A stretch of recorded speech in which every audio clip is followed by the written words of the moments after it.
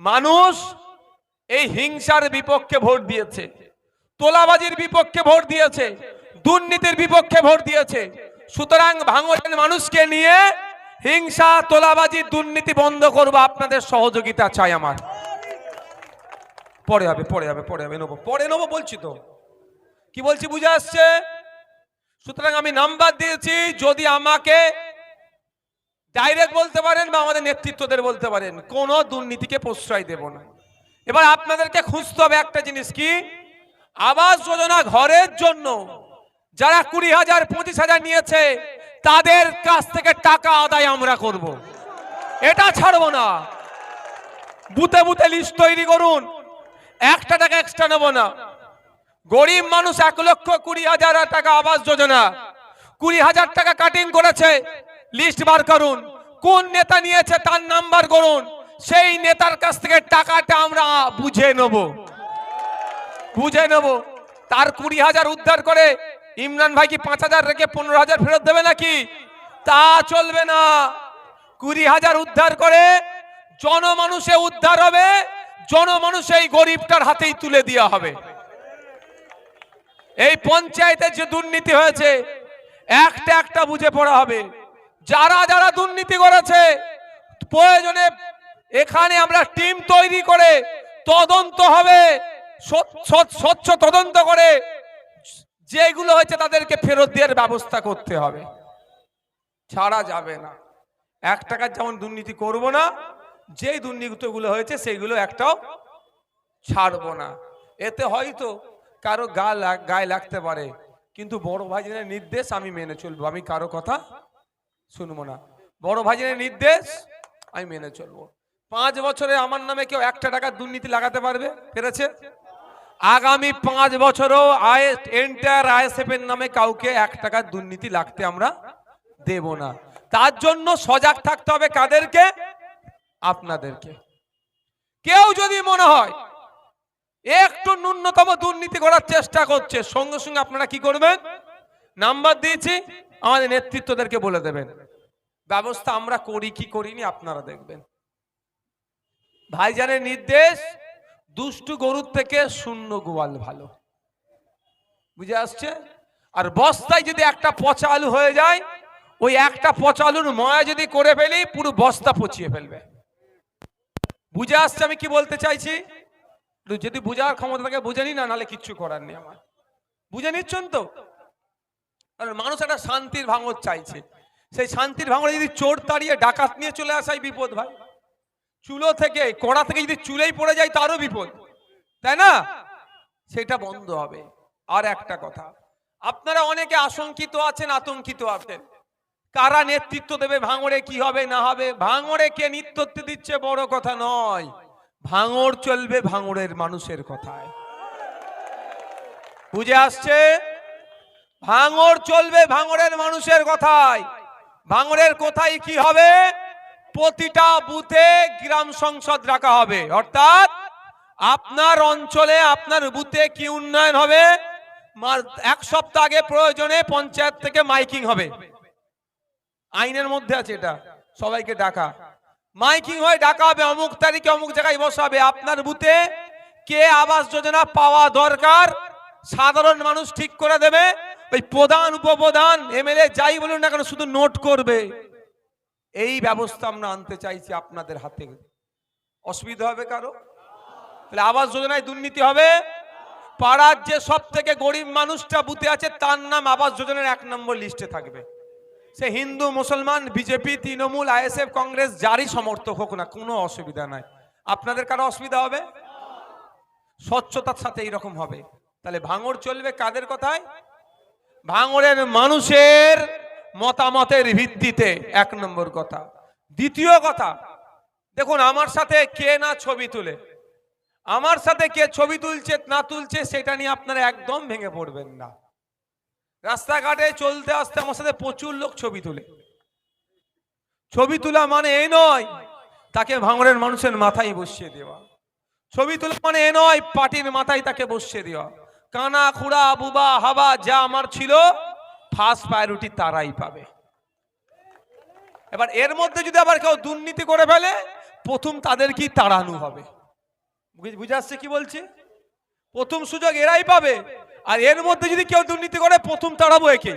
কারণ আমার জানের ছেলে তো ভাই, কিন্তু আমার কলিজা কলিজা যদি ভুল করে আগে কেটে ফেলে দেয়, এর কাছ থেকে ভুল আশা করবো কি করে?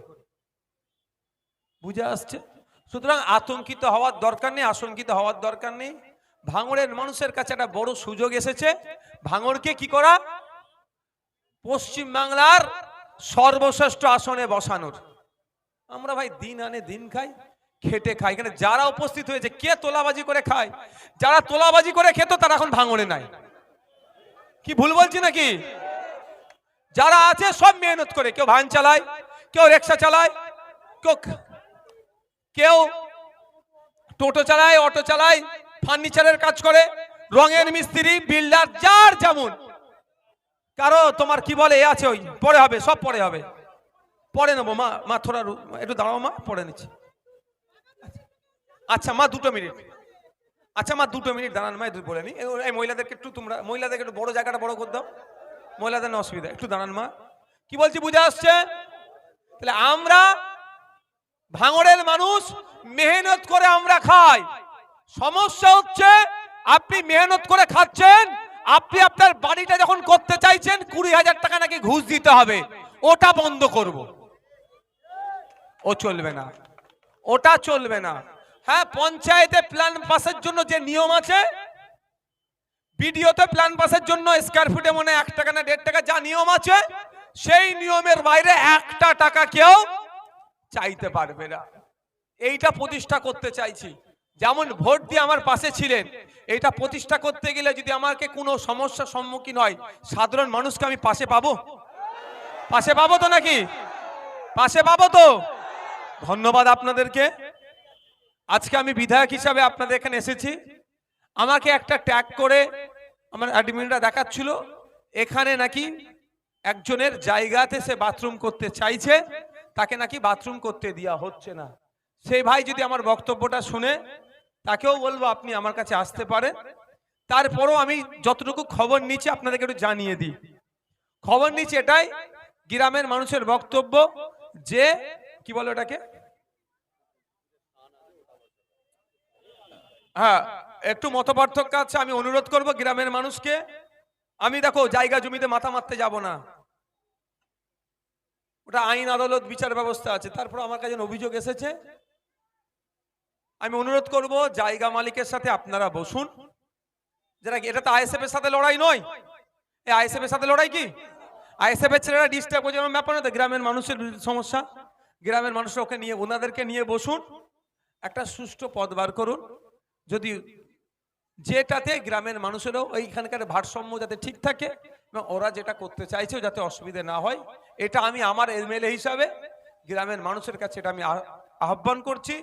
যে এটা ফেসবুকে পোস্ট হওয়া মানে আমাকেও খারাপ লাগছে, এমন বোঝানো হচ্ছে যেন ওর জায়গা গ্রামের মানুষ করতে দিচ্ছে না। তাহলে অ্যাকচুয়ালটা তো আপনারা আমার থেকে ভালো জানেন। তো অনুরোধ করব বিষয়টা গ্রামের মানুষ, শুভবুদ্ধি সম্পন্ন মানুষ যারা আছেন, বয়স্ক লোকেরা যারা আছেন, তারা নিয়ে বসে সুষ্ঠু মীমাংসা করে নেবেন, এই আশা আমি গ্রামের মানুষের কাছে রাখছি। রাখতে পারি আমি? এটা আপনারা দায়িত্ব নিয়ে করে নেবেন তো? এটা করে নেবেন। দ্বিতীয় আবার বলছি, এমন যদি কেউ এখানে থেকে থাকে যে তাকে সে বিজেপির সে তৃণমূলের এজেন্ট বসেছিল, বা তৃণমূলের হয়ে দেয়াল লিখেছে, বা তৃণমূলের হয়ে প্রচার করেছে, তার দোকানে তালা মেরে দিয়েছে আমার ছেলেরা, তার কাছ থেকে টাকা চাইছে, আমি তাদের উদ্দেশ্যে বলছি আমার সাথে যোগাযোগ করুন। 1টা টাকা কাউকে দেবেন না, আপনাকে দিতে লাগবে না। আপনার সাথে আমার রাজনৈতিক মতপার্থক্য হওয়ার কারণে আপনার দোকানে আমি তালা মেরে রাখতে দেবো না, আমি দায়িত্ব নিয়ে আপনার দোকানটা খুলিয়ে দেবো বিনা টাকাতে, 1 পয়সা লাগবে না। তবে হ্যাঁ এটুকুও বলে রাখছি, কিন্তু এমন লোক আছে যে এলাকা ছাড়া সে আবাস যোজনার 20,000 টাকা মেরে রেখেছে এক একজনকে, তার জন্য আমি কিন্তু কোনো আমার ছেলেকে বলবো না তাকে দেখতে, তার কাছ থেকে হিসাব বার করব। এমনও নেতা আছে জাগলগাছিতে বলছি 22 থেকে 27 লাখ টাকা গরিব মানুষের লুটেছে, তাকে হিসাব বুঝিয়ে দিতে হবে, তারপরে তার সাথে অন্য কোনো কথা হবে। কিন্তু কেউ যদি তৃণমূলের এজেন্ট বসেছে তার সাথে আমার লড়াই নয়, বসতেই পারে তার এজেন্ট, তৃণমূলের হয়ে প্রচার করেছে তার সাথে আমার লড়াই নয়। লড়াইটা ওটাই, তৃণমূলের সিম্বলকে সামনে রেখে গরিবের যে লুটেছে তাকে আমি ছাড়বো না, তার সব বার করে তাকে গরিবকে আবার বুঝিয়ে দেবো। বুঝে আসছো তো? এবার সাধারণ মানুষকে বলবো, এরপরেও যদি ইমরান ভাই কোনো তৃণমূলের এজেন্ট বসেছে তাকে ডিস্টার্ব করলে আমার ফোন নম্বর দিচ্ছে, আমাকে ফোন করবেন, ইমরান ভাইকেও আমি জব্দ করব। বুঝে আসছে কি বলছি? কি বলছি বুঝতে পারছো তো? কারণ যে তৃণমূলের এজেন্ট বসে তার সাথে আমার লড়াই কেন করবো ভাই? সে গণতান্ত্রিক প্রক্রিয়ায় আমার সাথে লড়াই করছে, সে তো আইন বহির্ভূত আমার সাথে লড়াই করেনি, তাকে একটু বুঝে নিতে হবে।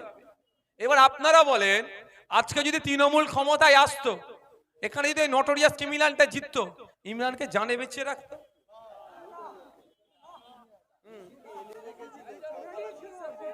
এই দেখো 6টা জিসিপি এনে রেখেছিল। আজকে ফেসবুকে অনেকে অনেক লেখালেখি করছে, আমি সব প্রত্যেকের বাক স্বাধীনতা আছে, লিখুক, কিন্তু এই স্বাধীনতা আমরা দিয়েছি বলে লেখার সুযোগটা পাচ্ছে।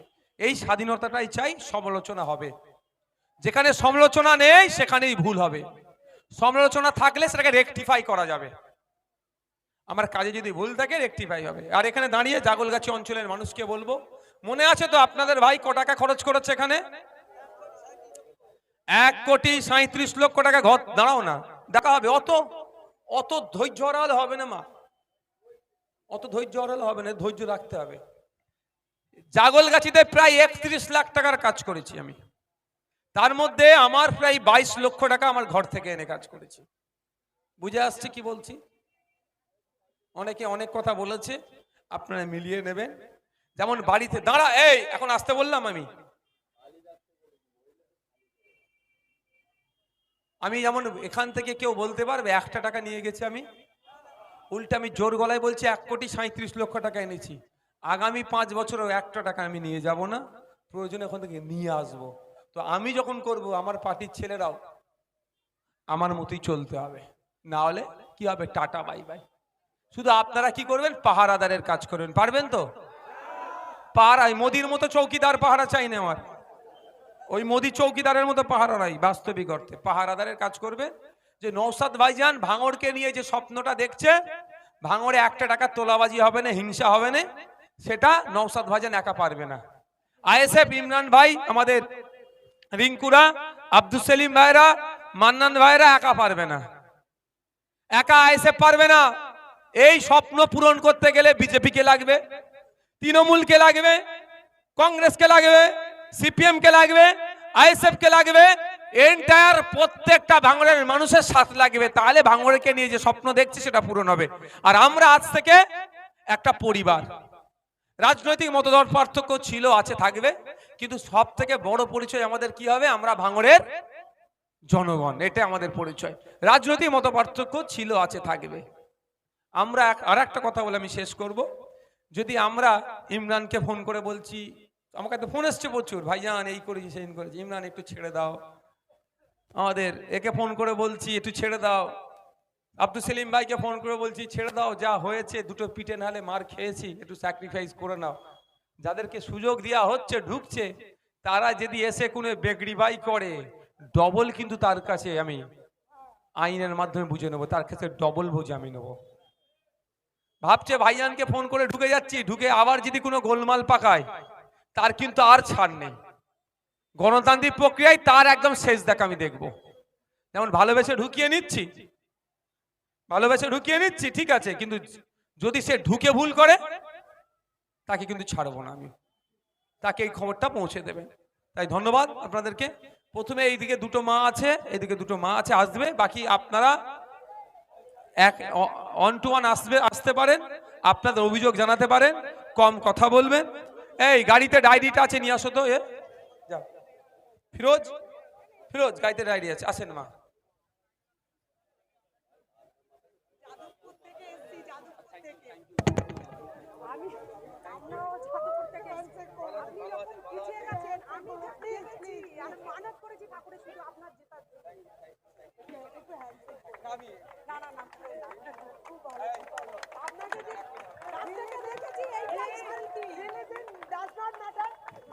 ভীষণ ভালো, ভীষণ ভালো।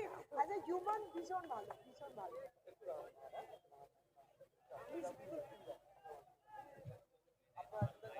যাদবপুর বিধানসভা আমাদের একশো নম্বর সর্বরীতি খুব ভালো ভাই, ভীষণ ভালো। It's okay, it's okay, congratulation. তুমি আরো এগিয়ে যাও। আপনি ভাঙড়ে এসেছেন, আপনি আপনি যখন পিছিয়ে গেছিলেন আমি যা কেঁদেছি, আর ঠাকুরের কাছে শুধু মানত করেছি আপনাকে জানি ভাঙড়ে জিতিয়ে দেয়। এসেছেন, ভাঙড়ের মানুষের মিষ্টি খাওয়াতে হবে তোমাকে। এই সাইড দাও ইমরান, যাও একটু মিষ্টি খাওয়াতে হবে ভাঙড়ে। আসছি আসছি। এই যাও ইমরান, সাইডটা দাও, সাইডটা দাও আপনি। আগে দিয়া এই ইমরান, ভাঙড়ের মিষ্টি খাও দিদি ভাইদেরকে। তুমি আরো এগিয়ে যাও, সবাই তোমার সাথে আছে। God bless you. আশীর্বাদ করবেন। Tata tata. চেয়ার নাও, চেয়ার নাও, তোমরা সাইডে যাও। আপনি বসতে হবে, আপনি এখানে দাঁড়িয়ে আছেন, বসুন বসুন বসুন না, বসুন। সব চেয়ার সামনে দিয়ে দাও। রানী এদিক থেকে কেমন থাকে বসো মা, বসো। এটা বড় করে, এই রাউন্ডটা একটু বড় করো, রাউন্ডটা একটু বড় করো, রাউন্ডটা বড় করো, এই রাউন্ডটা একটু বড় করো।